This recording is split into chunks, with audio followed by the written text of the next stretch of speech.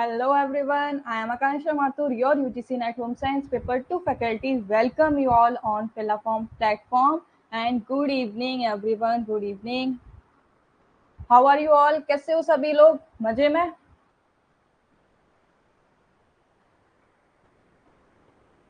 जल्दी जल्दी अपने बाकी के दोस्तों को बुला लो. लेट क्यों कर देते हो भाई? अब तुम्हें कौन सा खाना वगैरह बनाना पड़ता है क्या? कैसे लेट हो जाते हो? मैं तो एज ऑलवेज अच्छी हूँ.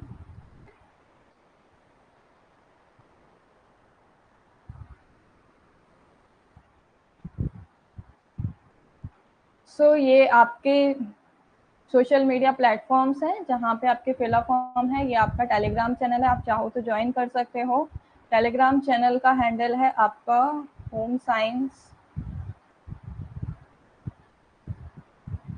UGC net filler form. ठीक है, तो आप जाके ज्वाइन कर सकते हो इसे. ये आपको टेलीग्राम चैनल मिल जाएगा. बाकी के ये आपका व्हाट्सएप ग्रुप है and this one is your Instagram channel. तो कल हमने जहाँ अपने क्वेश्चंस छोड़े थे वहीं से आज हम अपना स्टार्ट करने वाले हैं. एक बार बाकी के बच्चे आ जाएं. एक बार बता दो मुझे क्लास में कौन कौन है.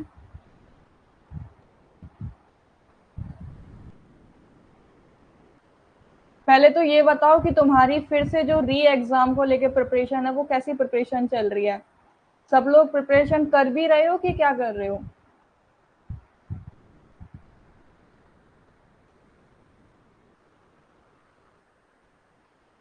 ऑडियो वीडियो सब कुछ क्लियर है? ओके, बाकी के और कौन है?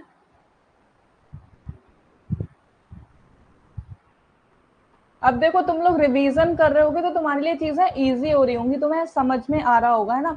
जितने भी तुमने नोट्स बनाए हैं उन सबको रिवाइज कर डालो और बस पीवाईक्यू करो. अब तुम्हारे ऊपर ज्यादा और कुछ लोड नहीं है. हाँ, अब आपके ऊपर कुछ लोड नहीं है. आई गेस आप लोगों के कोई अदर एग्जाम भी नहीं होंगे, एज सच कॉलेज के एग्जाम्स भी नहीं होंगे अभी, राइट?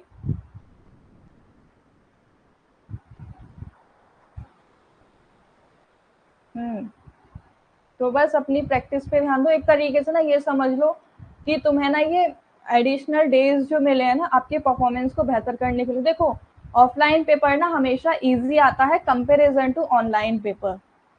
तो इस बार आपका सीबीटी मोड में होगा, कंप्यूटर बेस्ड आपका एग्जाम होने वाला है. तो उसी के अकॉर्डिंग अपनी प्रिपरेशन करो. जैसे पहले करते आ रहे थे ना वैसे ही अपनी अच्छे से प्रिपरेशन करके रखो. यहाँ पे इसमें एक एडवांटेज आपको क्या हो जाएगा कि ना अब जो आपको सर्कल करने में जो आपका टाइम जाता था वो टाइम आपका बच जाएगा. प्लस अगर आपको कोई ऑप्शन लगता है कि ये ऑप्शन सही नहीं है, दूसरा ऑप्शन सही है, तो वो भी आप चेंज कर सकते हो. जबकि ऑफलाइन में आप ये अपॉर्चुनिटी नहीं थी कि आप अपने आंसर को चेंज कर पाओ. अगर गलती से किसी गलत ऑप्शन पे सर्कल हो भी गया ना, इवन अगर डॉट भी लग गई, तो आपको फिर वही ऑप्शन फिल करना होता था. आप चेंज नहीं कर सकते थे उसको. लेकिन ऑनलाइन में आप चेंज कर सकते हो. मैंने एक एग्जाम दिया था, पहले ही दिया था, काफी पहले. वो ऑफलाइन मोड में ही था, वो ओएमआर शीट पे ही था. मुझे आंसर आता था लेकिन गलती से मेरा जो पेन है वो दूसरे ऑप्शन पे टिक हो गया और मेरा आते हुए भी मेरे 4 मार्क्स कट हो गए. तो ये छोटी छोटी जो मिस्टेक्स है ना वो बच जाती हैं. चलो हम अपने आगे के क्वेश्चन सॉल्व आउट करते हैं. पहले तो ये बताओ बाकी के कहाँ गए हैं. एंड आई गेस अभी कोई इतनी जल्दी सोने तो गया नहीं होगा.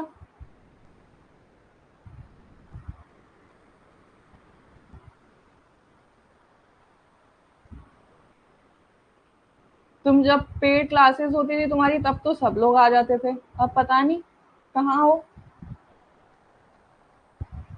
एनीवेज, चलिए देखो, मैं पहले ही बोल रही हूँ, मैंने वो पीडीएफ से ही क्वेश्चंस लिए हैं. आप अपने क्वेश्चन पेपर लेके बैठो अपने साथ में, उनसे क्वेश्चंस को टैली करते जाना क्योंकि यहाँ ब्लर हो सकते हैं.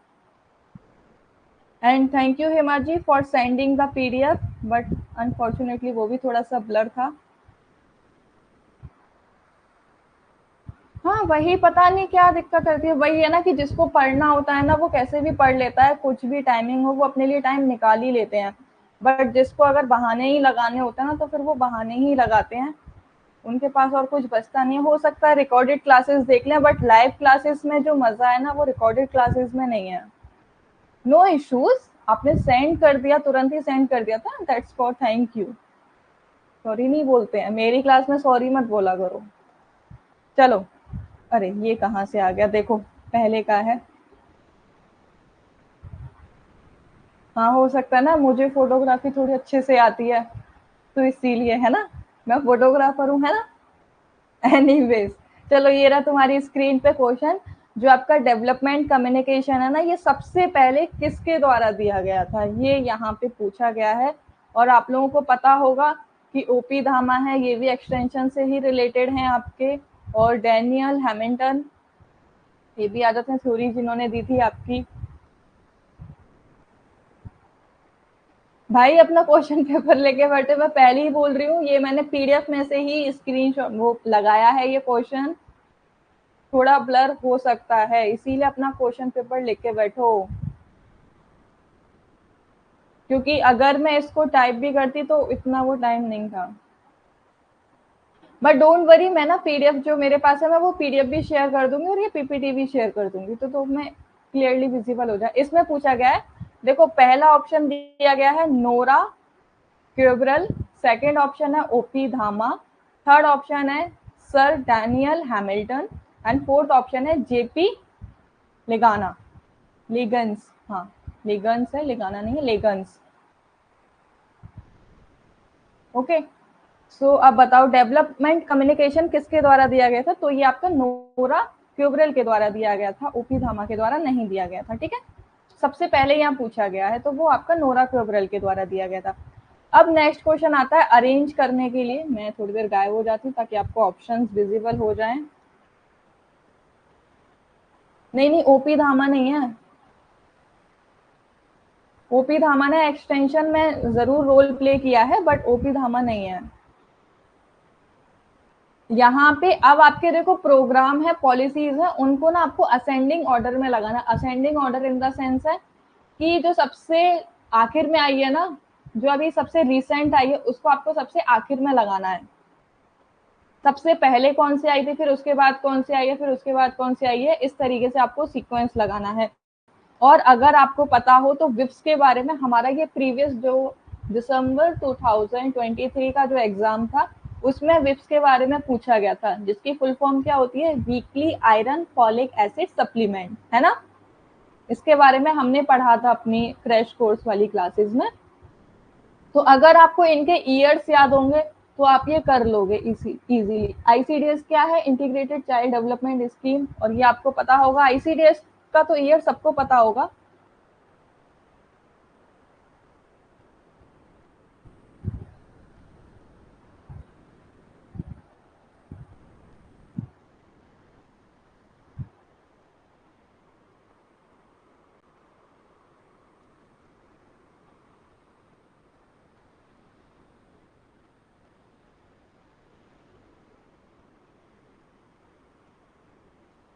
आईसीडीएस आपका 1975 में आया था, बिल्कुल। तो आपका सी ऑप्शन देखो सबसे पहले आएगा, और लो हमें हमारा आंसर भी मिल गया।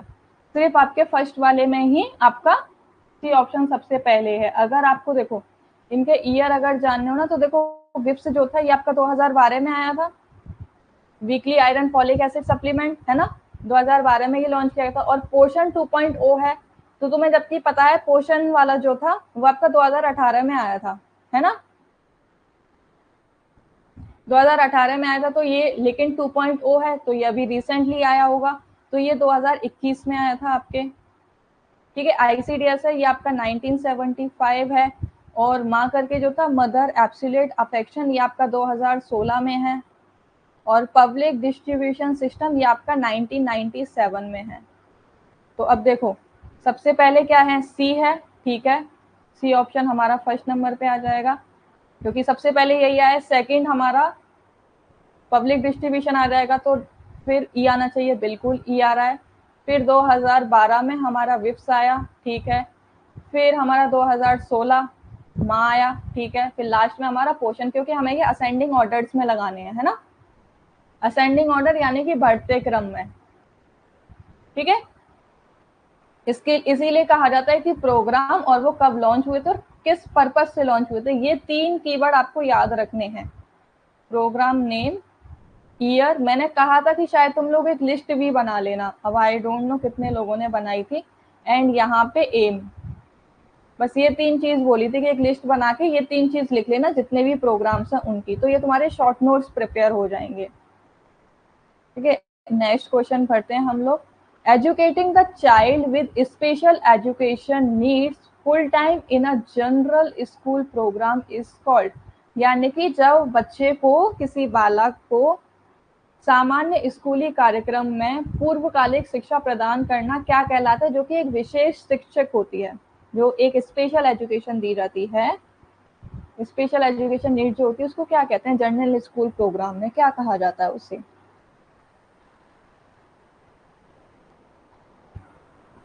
बिल्कुल, उसको इंकल्जन कहा जाता है, समावेशन कहा जाता है। ठीक है, नेक्स्ट क्वेश्चन है विच of the following is an example of audio visual teaching ads. ये तो कोई भी बता देता है इसको आंख बंद करके, सबसे इजीएस्ट। देखो कुछ क्वेश्चंस है ना जो कि बहुत इजी है, तुम कहोगे कि अरे यार ये तो हमारे लेवल का क्वेश्चन ही नहीं है, हमसे ये क्यों पूछ लिए।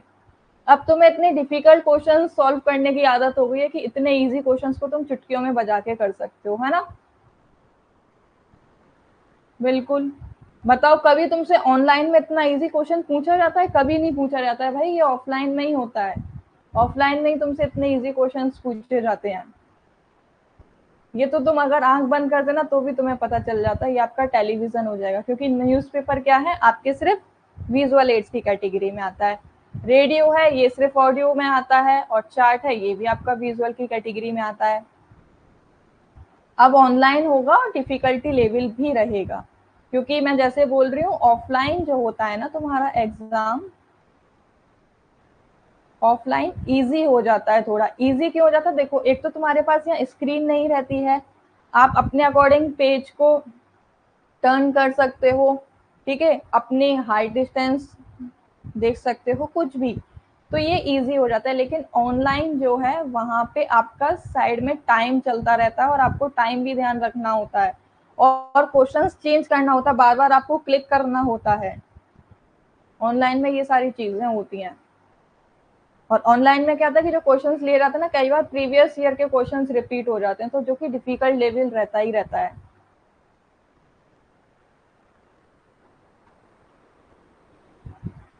कुछ मत करना, अपना रिवीजन करना बस, और क्या करोगे।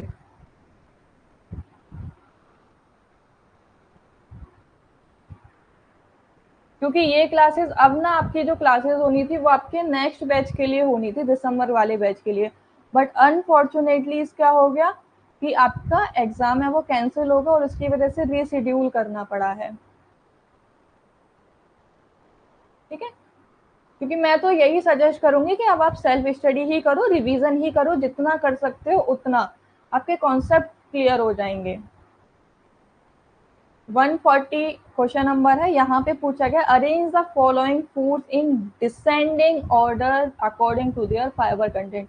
अब ना यहाँ पे हमें डिसेंडिंग ऑर्डर में लगाना है, यानी कि सबसे कम फाइबर आपका किस फूड में होता है वो आपका सबसे लास्ट में आएगा। जिस फूड में आपका सबसे कम फाइबर होता है वो आपका सबसे लास्ट में आएगा, ये याद रखना। ठीक है,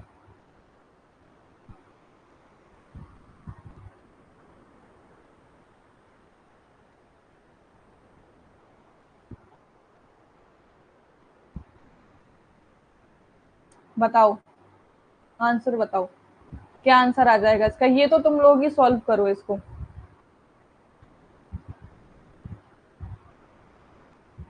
क्यों? अरे डिसेंडिंग ऑर्डर में करना है, जिसमें सबसे कम फाइबर कंटेंट होता है ना वो आपको सबसे लास्ट में रखना है। चावल में कम फाइबर होता है?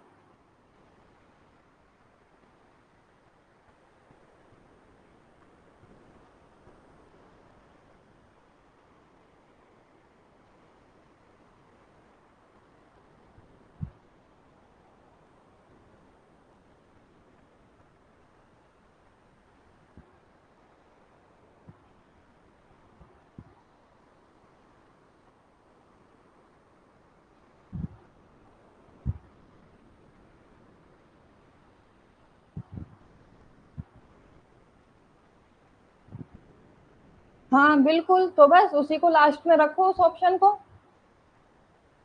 क्योंकि हमें ये डिसेंडिंग ऑर्डर में लगाना है। देखो सबसे ज्यादा किसमें होता है वो सबसे पहले आएगा, और जिसमें सबसे कम होता है वो सबसे लास्ट में आएगा।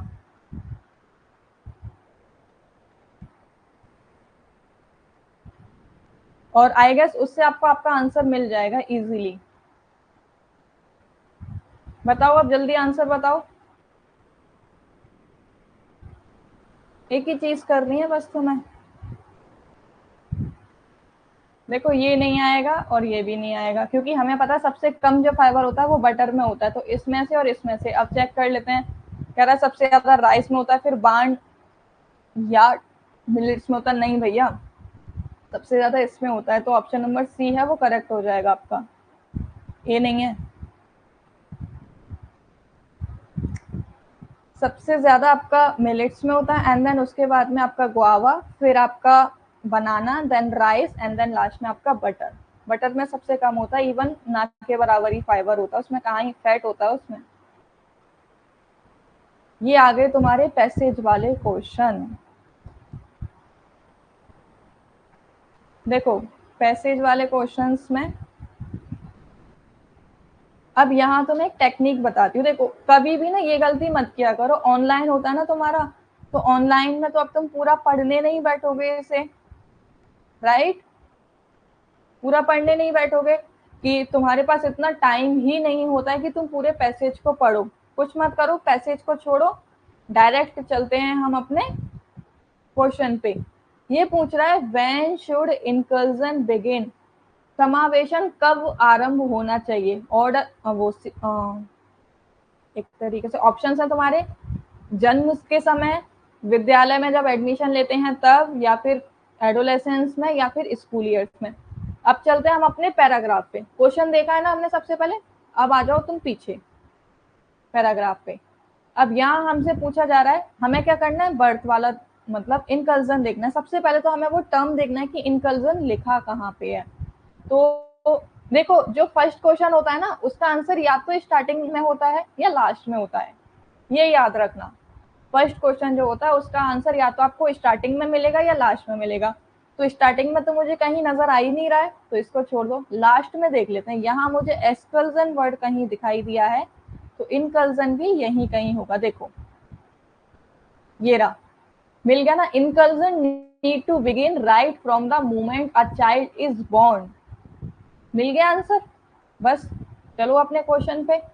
एट बर्थ इसका करेक्ट आंसर हो जाएगा, क्योंकि inclusion school year, preschool year, इन सब के बारे में नहीं बता रहा। उसने क्या है, राइट आफ्टर बॉर्न, जैसे ही बच्चा पैदा हो जाता है, राइट। तो हमें ज्यादा ढूंढने की कोशिश ही नहीं करनी पड़ी। इसी तरीके नेक्स्ट क्वेश्चन देखते हैं। बीइंग हैंडीकैप मतलब अगर कोई विकलांग होना क्या है, सोशल बर्डन है, या फिर नॉर्मल है, या खुशियों की तरफ ले जाता है, या फिर एक अपॉर्चुनिटीज है। चलते हैं फिर से अगेन हम अपने पीछे, ठीक है। तो हैंडीकैप सबको पता है कि एक तरीके से ये सोशल देखो यहाँ पे बात कही गई है चाइल्ड डिसेबिलिटीज की, ठीक है। Child is greeted with disappointment, frustration, anger. The initial years are spend in neglect और in over protection. Over protection आ गया कि नहीं आ गया। ओवर प्रोटेक्शन क्या हो जाता है, यहाँ पे एक तरीके से आप बर्डन बन गए हो किसी पे। बस आंसर मिल गया, हमें कुछ नहीं करना पड़ा।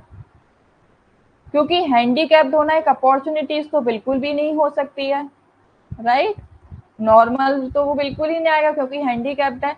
और अगर जो पर्सन हैंडीकैप्ड है वो खुश कैसे रह सकता है जब वो नॉर्मल इंसानों को देखेगा, अपनी एज के, सेम एज ग्रुप के नॉर्मल लोगों को जब वो देखेगा तो वो क्या कहेगा कि ये कितना खुश है ना, इसका कितना अच्छा है कि इसको कोई दिक्कत ही नहीं, और मुझे देखो मुझे ये प्रॉब्लम है। वट एवर, कुछ भी एक्सपायर, कुछ भी प्रॉब्लम हो सकती है, राइट। और अपॉर्चुनिटीज भी नहीं लेते क्योंकि लोग उन पे दया करते हैं कि अरे ये हैंडीकैप्ड है तो इसकी हेल्प कर देते हैं। तो ना वो उनको अपॉर्चुनिटी लगने की वजह क्या हो जाता है, उनको लगता है कि अरे ये हमारे ऊपर एहसान कर रहे हैं। तो उनको ना वो कमी फील होती है कि मैं कैपेबल नहीं हूँ।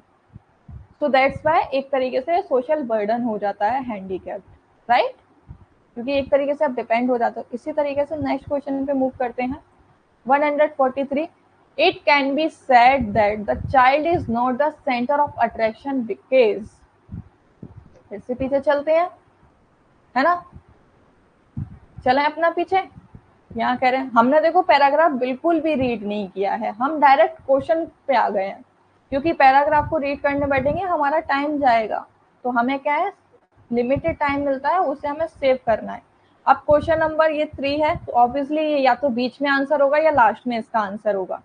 पैराग्राफ के बीच में या लास्ट में। देखो फर्स्ट जो क्वेश्चन होता है ना, उसका आंसर या तो स्टार्टिंग में होता है पैराग्राफ के या लास्ट में होता है। बीच के जो क्वेश्चन होते हैं उसका आंसर या तो बीच में होगा या लास्ट में होगा। इस तरीके से ढूंढा करूं, और फिर आपके कभी ये पैराग्राफ वाले क्वेश्चंस कभी गलत नहीं होंगे। अपना वापस चलते हैं पैराग्राफ पे। ठीक है, क्या कहा गया था वहां पे, मैं क्वेश्चन ही भूल गई। मतलब चाइल्ड जो होते हैं वो सेंटर ऑफ अट्रैक्शन कब नहीं होते हैं, राइट, ये चीज पूछी गई है ना वहां पे। तो मैंने क्या कहा था कि आपको या तो बीच में देखना है या फिर आपको लास्ट में देखना है। स्टार्टिंग में तो हम देख, ओके लो गलत हो गया, यहाँ पे ये स्टार्टिंग में मिल गया था child become the central attraction. कब हो जाता है, great happiness, she receive attention and nurture with care. As the child grow older, she start playing a role and takes on responsibilities. Interaction question पे आ जाओ अब तुम। It can be said that child is not the center of attraction because they are born normal with no disabilities. ये नहीं आएगा। Child start to take on responsibilities, ये भी नहीं है। They start learning to interact with, not पूछा गया है, केंद्र नहीं होता है। ये कहा जाता है कि बालक आकर्षण का केंद्र नहीं होता है, क्योंकि अ नॉर्मल, ओके रुको चलो ये पीछे ही देखते हैं, इसमें लिखा होगा। मैंने कहा था ना, सही कहा था कि वो बीच में ही होगा तुम्हारा आंसर। देखो ये है, इवन द नॉर्मल माइलस्टोन और growing up often gets delay और मिस्ड आउट।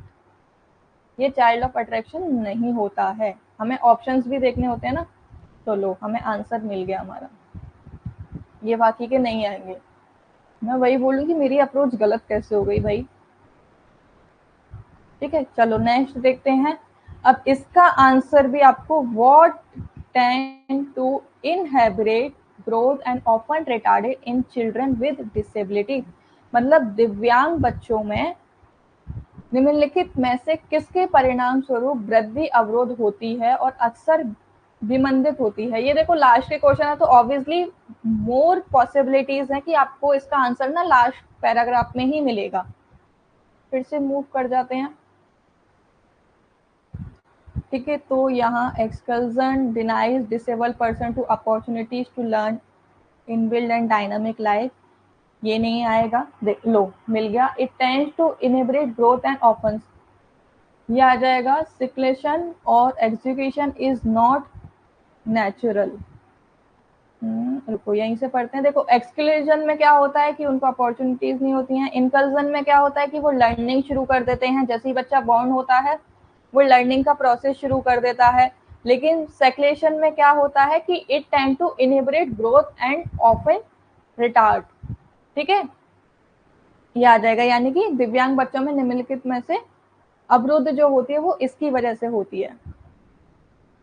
देखो ये कहा गया ना, सेक्लेशन और एक्सक्लूशन इज नॉट नेचुरल, जबकि सेक्लेशन क्या होता है, ये टर्म जो लिखा है ये होता है। एक्सक्लूशन की डेफिनेशन यहाँ दे दी गई थी, इंक्लूशन की डेफिनेशन यहाँ दे दी गई थी, और सेक्लेशन की डेफिनेशन यहाँ है।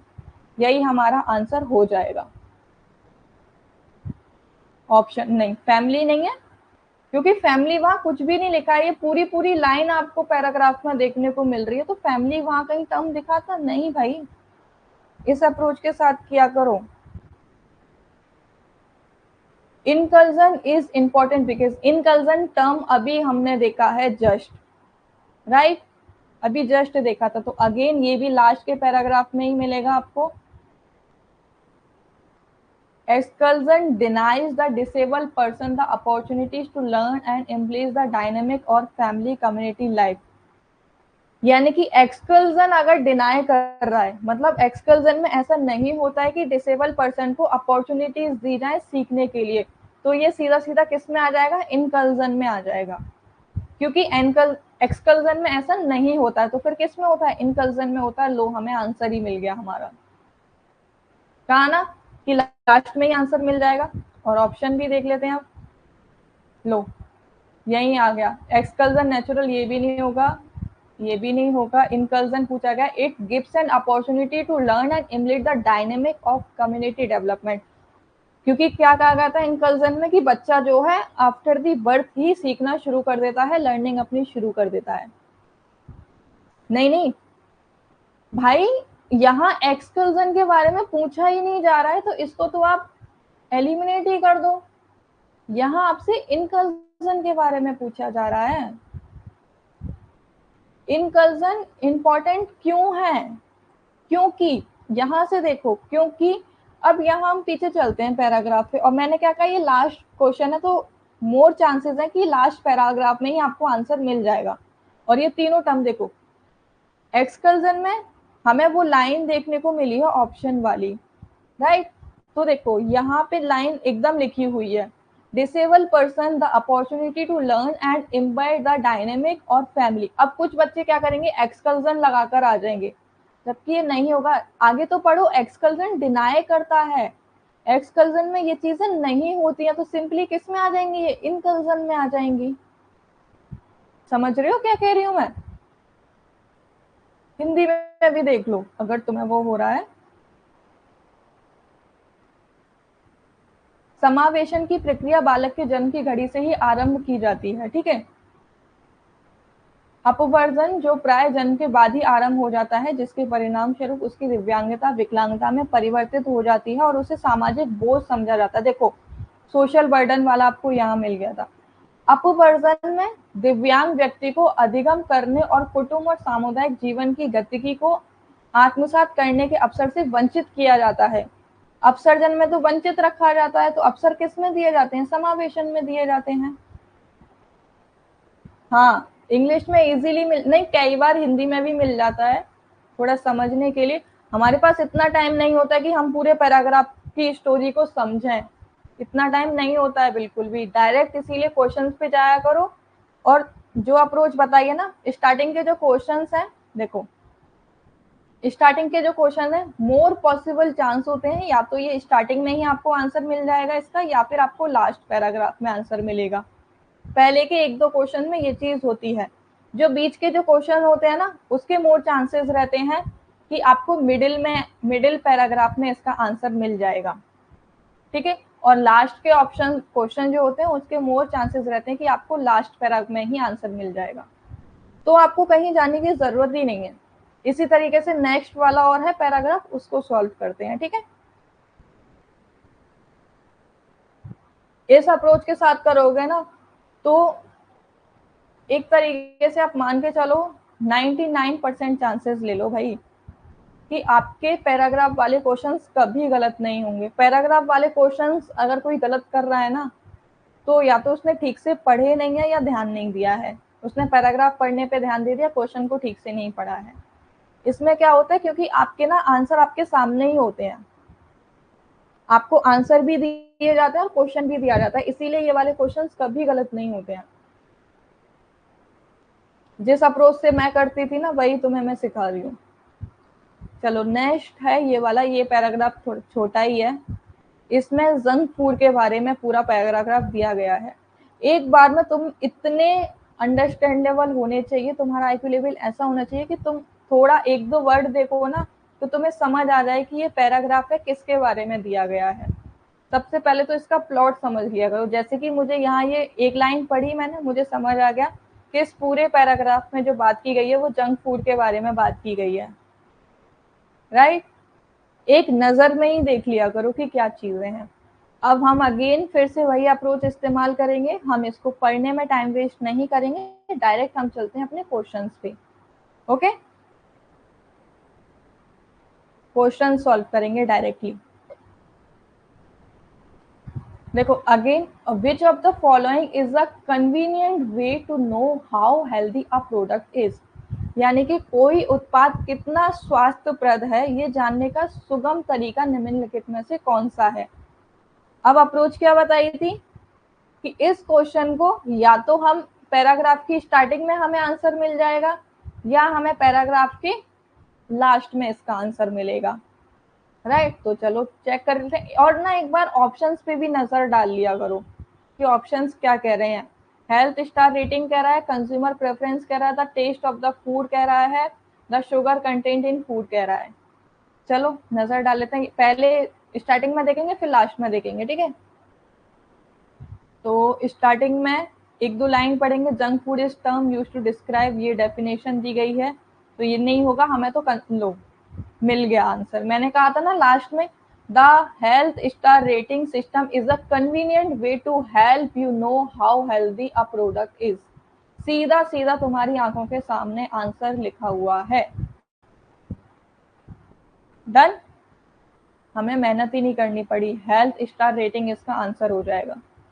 पूरी की पूरी वहां लाइन लिखी हुई थी।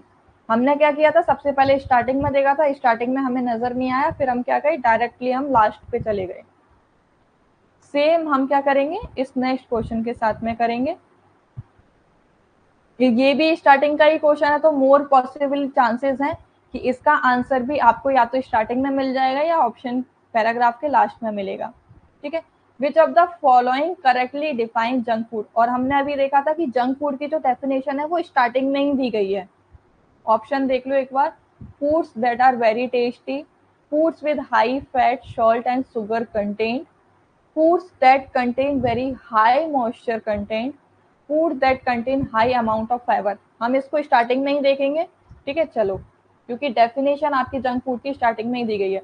The junk food is term use to describe food that is high in calories from sugar, fat and possible sodium, और सोडियम क्या होता है आपका, salt, making it hyper palatable but with little dietary fibre, protein low. Answer ही हमें यहाँ starting में मिल गया। डन। और देखो यहाँ पे भी लिखा हुआ है high in fat salt and sugar, बड़े बड़े अक्षरों में यहाँ लिखा हुआ है। स्टार्टिंग में ही मिल गया था कि नहीं मिल गया answer, low, food with high fat sugar and salt content. बताओ, बिल्कुल भी टाइम लगा, विद इन अ सेकेंड तुम्हारा क्वेश्चन सॉल्व हो गया, हमें ज्यादा मेहनत ही नहीं करनी पड़ी।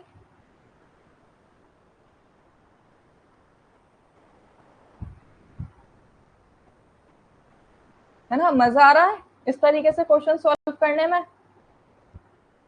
चलो अगेन देखते हैं नेक्स्ट क्वेश्चन। अब ये तीसरे नंबर का क्वेश्चन है, पैराग्राफ का तीसरा क्वेश्चन है ना, तो इसके मोर चांसेस क्या होंगे कि तुम्हें ये मिल जाए, या तो आप इसको खुद पढ़ के कर सकते हो या फिर कॉमन सेंस से, या फिर इसका आंसर आपको बीच में मिल जाएगा।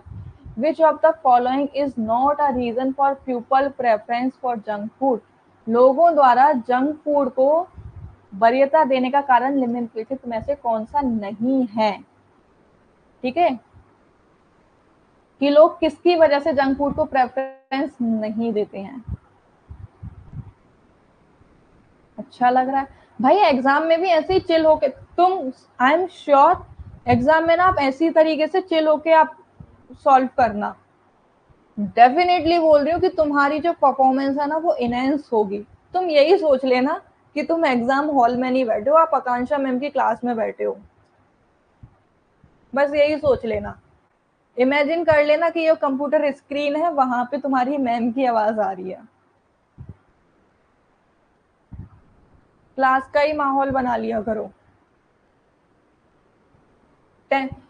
अपने इस पे ना, इसमें ऑलरेडी बहुत सारी इंफॉर्मेशन फीड होती है, तो इसको अगर तुम टेंशन दोगे ना तो जो इन्फॉर्मेशन, करेक्ट इन्फॉर्मेशन है ना वो चली जाएगी। जैसे वो क्या करते हैं, एक जार है तुम्हारे पास और उस जार में आपने क्या है बहुत सारी चींटियां डाली हुई हैं, ठीक है। अभी वो शांति से बैठी हुई है, रिलैक्स मोड में बैठी हुई है, राइट। लेकिन जैसे ही आप इसको अलग से इसमें कुछ और डालोगे, ये एकदम इधर उधर भागेंगी कि नहीं भागेंगी, वही तुम्हारे दिमाग के साथ है। तुमने सारी इंफॉर्मेशन अपने दिमाग में फिट कर रखी है कि इस टॉपिक से ये क्वेश्चन आ सकता है, इस टॉपिक से ये क्वेश्चन आ सकता है, ये टॉपिक भी मैंने पढ़ लिया, ये टॉपिक भी पढ़ लिया, ये यूनिट भी मेरी कंप्लीट हो गई है, सब यहाँ है। लेकिन जैसे ही क्वेश्चन देखा, एक क्वेश्चन नहीं बना, अरे अब क्या होगा, टाइम निकला जा रहा है, मेरे पास तो टाइम ही नहीं बचा है, मैं कैसे पास होऊंगा, कहीं मेरे इतने क्वेश्चन गलत हो गए, इतने क्वेश्चन सही हो गए, क्या हो जाएगा, जो चीज आती थी वो भी भूल जाओगे, है ना, हो जाएगा ये चीज। जबकि तुम्हें चीजें आती हैं पर लेकिन एकदम रिलैक्स मोड में हो, जैसे मैम की क्लास में मस्ती करते हो, बैठे हुए हो। मैम ने बताया पहले क्वेश्चन को पढ़ो फिर ऑप्शंस को पढ़ो, फिर हम आंसर लगाते हैं, तुरंत आंसर मिल जाएगा तुम्हें। क्योंकि ठंडे दिमाग से भाई जब पानी शांत होता है, तो अगर पानी में कोई चीज खो जाती है ना, तो अगर तुम पानी को हिलाओगे तो कुछ नजर नहीं आएगा उसमें, लेकिन जैसे ही पानी ठहर जाता है, एकदम शांत हो जाता है, पूरा क्लियरली विजिबल होने लग जाता है। वही चीज तुम्हारे ब्रेन के साथ भी होती है। इसका एक और बेस्ट एग्जांपल लेती हूँ, अभी क्वेश्चन पे आएंगे। जब तुम्हारे सामने, तुम्हें पता है कि क्या चीज सही है क्या चीज गलत है, लेकिन तुम बहुत ज्यादा गुस्से में हो, बहुत ज्यादा गुस्से में हो, ठीक है, किसी वजह से हो गया कि तुम्हारा मूड बहुत खराब है, और कोई आया है तुम्हारे पास में और वो तुमसे बोल रहा है कि ठीक है तुम गुस्सा कर रहे हो, कर लो, गुस्सा बाद में कर लेना, लेकिन अपने गुस्से की वजह से अपने खाने से दुश्मनी मत करो, खाना खा लो। स्पेशली ये क्वालिटी लड़कियों में होती है, वो गुस्सा होती है सबसे पहले खाना छोड़ती हैं, है ना। तो अब वहां पे तुमने उनको भी गुस्सा कर दिया, एक तो वो तुम्हारी भलाई के लिए आए थे, खाना लेकर आए थे तुम्हारे लिए, तुम्हारी मदर या कोई भी हो सकता है, खाना लाए कि तुम गुस्सा बाद में कर लेना, पहले खाना खा लो, अपने दिमाग को थोड़ा शांत करो, पर तुमने उन पे भी गुस्सा कर दिया। लेकिन थोड़ी देर बाद जब तुम्हारा गुस्सा शांत होगा, तुम्हें भूख लगेगी कि नहीं लगेगी? लगेगी ना। फिर तुम कहोगे कि मैंने बिना बात के, उन्होंने तो कुछ किया भी नहीं था, मैंने बिना बात के उन पे गुस्सा कर दिया, और वो मेरे लिए इतने प्यार से खाना लेकर आए थे, मैंने खाना भी वापस कर दिया। फिर तुम क्या करोगे? फिर उनको जाके सॉरी बोलने जाओगे, जबकि उनका दिल तो दुख जाएगा ना कि मैंने तो कुछ किया नहीं, तुम हर बार मुझ पे गुस्सा निकाल देते हो। एक तो मैं तुम्हारी भलाई करने आया, तुम्हारे लिए खाना लेकर आए हम, ऊपर से तुमने हमें ही डांट दिया, हम पे ही गुस्सा निकाल दिया। तो अपने दिमाग को, ब्रह्मांड को, इसको शांत रखा करो, ठीक है, चिल रखा करो, रिलैक्स मोड में रखा करो। टेंशन लोगे सारी चीजें बिगड़ जाएंगी। इसीलिए स्माइल, जैसे अभी स्माइल है ना, वैसे स्माइल रखा करो। अब आ जाओ क्वेश्चन पे। अब यहाँ पूछ रहे हैं, which of the following is not a reason for people preference for junk food. लोग जंक फूड को प्रेफरेंस क्यों नहीं देते हैं, तुम ही बताओ चलो। अच्छा ये बताओ, इसको हम अपोजिट कर देते हैं। हम लोग जैसे हैं, हम जंक फूड क्यों खाते हैं? क्योंकि आसानी से मिल जाता है, ठीक है, कम प्राइस में मिल जाता है, ठीक है, कन्वीनियंट पैकेजिंग होती है उसकी, ये भी ठीक है। क्या उसमें न्यूट्रिशनल होता है? क्या वो पोषणकारी होता है? नहीं होता है भाई, और यही हमारा आंसर करेक्ट हो जाएगा, क्योंकि इन सब में सबसे और जो आंसर है वो यही लग रहा है। हमें पैराग्राफ पे भी जाने की जरूरत नहीं पड़ी, हमें यही हमारा आंसर मिल गया, राइट। क्योंकि लोग ना न्यूट्रिशनल सुपेरियरिटी की वजह से जंक फूड को नहीं परचेज करते हैं, वो परचेज करते हैं भाई उसका टेस्ट बहुत अच्छा होता है, इतना तो बनाने में टाइम जाएगा, इतने में तो खरीदो, ऑर्डर करो, मंगा लो, खा लो, है ना। चलो नेक्स्ट क्वेश्चन पे मूव करते हैं। Question number 149, junk foods are classified in which of the following categories based on processing. हाँ, ये तो बिना पैसेज पढ़े ही बन रहा था, उसमें पैसेज पढ़ने की नीड ही नहीं थी। देखो अगेन, जंक फूड को क्लासिफाइड किया, किस कैटेगरी के अंदर क्लासिफाइड किया गया है? प्रोसेसिंग के बेस्ड पे। क्वेश्चन को ध्यान से पढ़ो, प्रोसेसिंग के बेस्ड पे जो जंक फूड है उनको किस कैटेगरी में क्लासिफाइड किया। ऑप्शन और देख लो एक बार, क्योंकि ऑप्शन से हमें पैसेज में ढूंढना आसान हो जाता है। होल फूड्स के आधार पे, प्राइमरी प्रोसेस्ड फूड के आधार पे, अल्ट्रा प्रोसेस्ड फूड्स के आधार पे, या अनप्रोसेस्ड फूड के आधार पे। चलो अपने पैराग्राफ पे पहुंचते हैं। यहाँ पे स्टार्टिंग में ही देख लेते हैं, या तो मैंने कहा था बीच से हम देखेंगे, क्योंकि लास्ट का क्वेश्चन है, तो या तो आपको बीच में मिल जाएगा वो, या आपको लास्ट में मिलेगा, राइट। तो यहाँ बीच से हम शुरू करते हैं। लो मिल ही गया, most junk food are ultra processed food. लो यहाँ से आ जाओ, ड्यू टू इजी एक्सेसिबिलिटी, ये स्टार्टिंग में ही हो गया। Convenient packaging and often low price, people are most likely to consume it. ये हमें प्रीवियस वाले क्वेश्चन का आंसर मिल गया था इससे, वो बात अलग है कि हमने ढूंढा नहीं था। अब यहाँ आ जाओ, most junk food are ultra processed food. लो और कहीं जाने की हमें जरूरत ही नहीं है, और अल्ट्रा प्रोसेस्ड फूड हमारे ऑप्शन में था, तो हमारा करेक्ट आंसर क्या हो जाएगा? Option number 3, right. आज के आखिरी सवाल पे चलते हैं। Which of the following is not a consequence of regular junk food consumption. अब कुछ महान ऐसे होंगे जो अपना कॉमन सेंस दौड़ाएंगे कि ये तो हो ही सकती है, इनमें से इस ऑप्शन को टिक कर दो। बट हमें रिस्क क्यों लेना? जब हमारे 2 नंबर पक्के हो सकते हैं तो हम रिस्क क्यों लें? हमें आंसर इसका पैराग्राफ में मिल सकता है, तो एक बार लास्ट के 5 मिनट हमारे पास बचे भी हैं तो हम पैराग्राफ पे ही मूव कर जाते हैं, है ना? तो चलो चलते हैं पैराग्राफ पे फिर से। और इसका आंसर क्या है आपको लास्ट में या स्टार्टिंग में मिल जाएगा, बीच में। तो आ जाओ, हमने अभी आगे देखा था, लास्ट में हम देख रहे थे ना, तो यहाँ तक तो हमने पढ़ ही लिया था, हमें नहीं मिला था। The diet high in junk food can increase the risk. लो, यही आंसर मिल गया। Can increase the risk of depression. Junk food की वजह से डिप्रेशन हो सकता है, ये याद रखना। क्या ऑप्शन में डिप्रेशन था? बिल्कुल था। डाइजेस्टिव इश्यूज हो सकते हैं, हार्ट डिसीज हो सकती है, स्ट्रोक हो सकता है, टाइप 2 डायबिटीज हो सकती है, कैंसर हो सकता है और अर्ली डेथ हो सकती है। ये प्रॉब्लम जंक फूड की वजह से हो सकती है। तो आ जाओ, पहुंच जाते हैं अपने क्वेश्चन पे वापस। तो देखो, ओबेसिटी बिल्कुल, मतलब आपकी डाइजेस्टिव प्रॉब्लम, ओबेसिटी, डिप्रेशन भी था, टाइप 2 डायबिटीज भी थी उसमें, है ना? ये रिस्क होते हैं जंक फूड कंजम्पशन के। बस क्या नहीं था और हमसे नहीं पूछा गया है, और विटामिन डी डेफिशिएंसी नहीं थी, इसीलिए ऑप्शन नंबर 4 है वो करेक्ट हो जाएगा, है ना? हमने कितनी जल्दी ये पैसेज वाले क्वेश्चन सॉल्व कर लिए, बताओ, क्या कोई ज्यादा टाइम लगा? नहीं लगा ना? इजीली सॉल्व हो गए। तो इस अप्रोच को याद रखना। एक तो देखो, सीक्वेंस वाले जो क्वेश्चंस, ये तुम्हारा पूरा क्वेश्चन पेपर सॉल्व हो चुका है जो अभी तुम्हारा 18 जून को हुआ था। ओके, 18 जून को ही हुआ था। अरे 18 जून को हुआ था ना, if I am not wrong. कब हुआ था तुम्हारा पेपर? हाँ, 18 जून को ही तो हुआ था।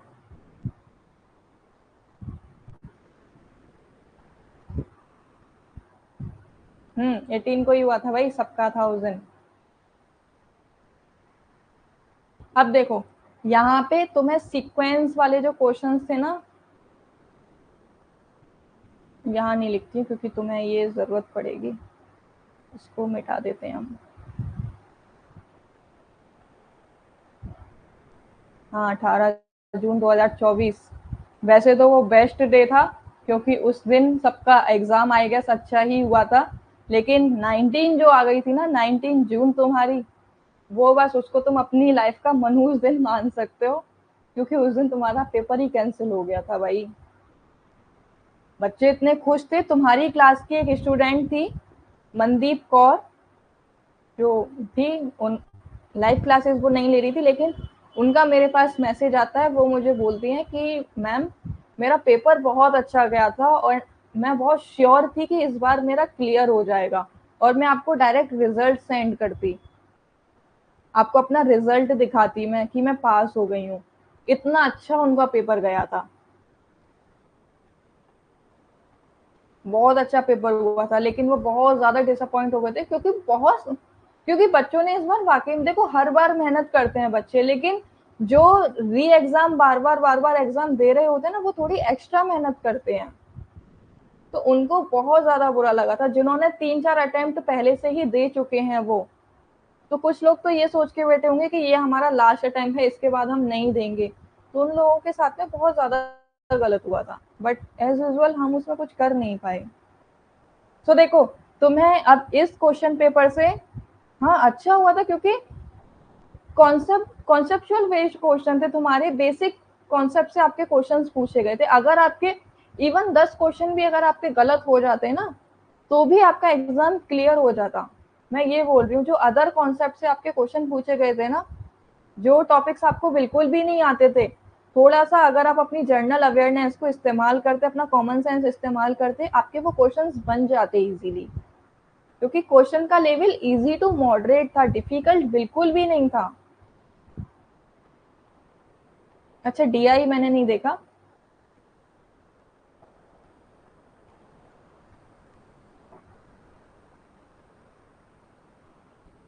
होगा। बहुत इजी था, मतलब इस बार हायर चांसेस थे कि जो तुम लोगों ने पढ़ा है ना मोस्टली सबका क्लियर होता है इस बार। ये मैं मान के चल रही थी जब मैंने जैसे क्वेश्चन पेपर देखे ना, तुम ही में से किसी ने मुझे क्वेश्चन पेपर भेजा था, आई गेस जानवी जी ने भेजा था, पता नहीं, मुझे याद नहीं है, सॉरी फॉर दैट। बट मैं पेपर देख के मैं खुश हो गई थी, मैंने कहा ये तो पेपर अच्छा है। बट फिर नेक्स्ट डे डिसअपॉइंट होना पड़ा। देखो इस बार तुम लोग क्या है, सीक्वेंस वाले जो क्वेश्चंस हैं उनकी अप्रोच सीख गए हो, राइट। और जो आपको स्टेप्स लगाने होते हैं सीक्वेंस वाले में, क्या करना होता है कि आपको बस ऑप्शंस पे जाना होता है। अरे तो कोई बात नहीं, ज्यादा जाती तो नहीं, इतना मत सोचा करो। सीक्वेंस वाले क्वेश्चंस की आप ट्रिक सीख चुके हो, ठीक है। ट्रिक क्या हमने सीखी थी इसमें कि सीक्वेंस वाले क्वेश्चंस पे हमें क्या है, अगर फर्स्ट और सेकंड लास्ट स्टेप हमें पता है तो डायरेक्ट हमें ऑप्शन पे जाना है, ठीक है। फर्स्ट और लास्ट अगर पता है तो डायरेक्ट ऑप्शन पे पहुंच जाओ। सेम हमने मैचिंग में भी सीखा था, मैचिंग की भी हमने ट्रिक सीख ली। मैचिंग में क्या है, अगर आपको, मैं क्या बताने वाली थी, मैचिंग वाले में क्या था, यही बता रही थी जो मैं अभी बता रही हूँ, यही बता रही थी। मैचिंग वाले में क्या था, अगर आपको एक दो टर्म आते हैं, नोन टर्म है और उनके बारे में आप श्योर हो, डायरेक्ट आप ऑप्शन पे पहुंच जाओ, आपको आंसर आपका मिल जाता। हाँ वही बताऊंगी, ठीक है। और हमने यहाँ पे क्या किया है, पैसेज वाले क्वेश्चंस, ये कुछ क्वेश्चंस हैं इनकी हमने ट्रिक सीखी है, राइट। पैसेज वाले क्वेश्चन में क्या है, स्टार्टिंग के जो क्वेश्चंस होते हैं उनके मोर पॉसिबल चांसेस होते हैं या तो आपका फर्स्ट या फिर लास्ट, वहां पे आंसर होता है, ठीक है। मिडिल जो क्वेश्चन होते हैं, मिडिल क्वेश्चन के जो आंसर होते हैं वो ज्यादातर या तो मिडिल में आपको देखने को मिल जाएंगे या फिर लास्ट पैरा में देखने को मिल जाएंगे। और जो लास्ट पैराग्राफ होता है, लास्ट यानी कि जो लास्ट क्वेश्चन होते हैं उनके आंसर अगेन आपको यही स्टार्टिंग वाला ही कॉन्सेप्ट करेंगे हम लोग, या तो फर्स्ट में मिल जाएंगे या लास्ट में आपको देखने को मिल जाएंगे। बहुत रेयर चांसेस होते हैं कि आपको मिडिल में भी देखने को मिल जाए। तो हम यहाँ पे तीनों डाल देंगे, फर्स्ट, मिडिल और लास्ट। जब हम अपने पैसेज को पूरे को एक साथ पढ़ने की बजाय जब हम उसे ब्रेक कर देते हैं ना, तो हमारे लिए आंसर ढूंढना बहुत इजी हो जाता है, डिफिकल्ट नहीं होता है और हमारा टाइम सेविंग हो जाता है। इस बार मेरी आप सब लोगों से रिक्वेस्ट है, प्लीज प्लीज अपना ना टाइम मैनेजमेंट करके चलना,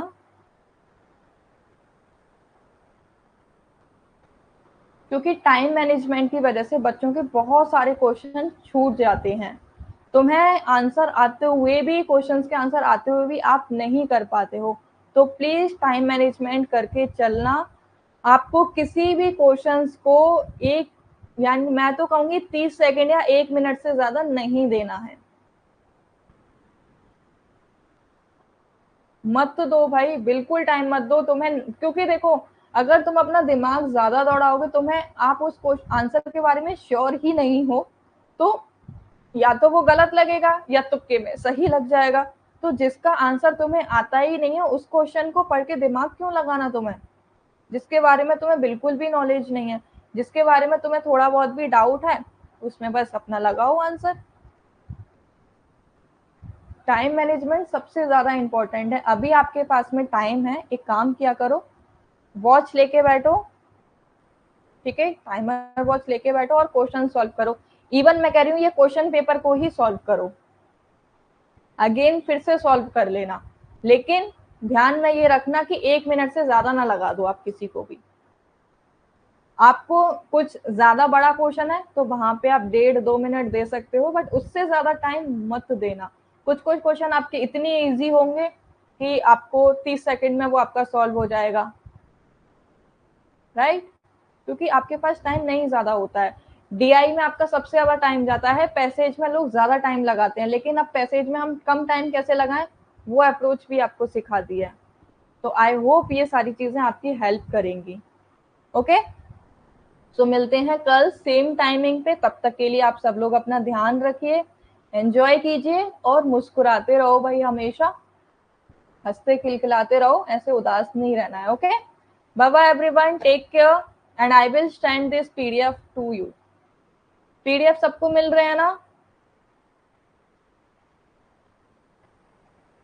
ओके।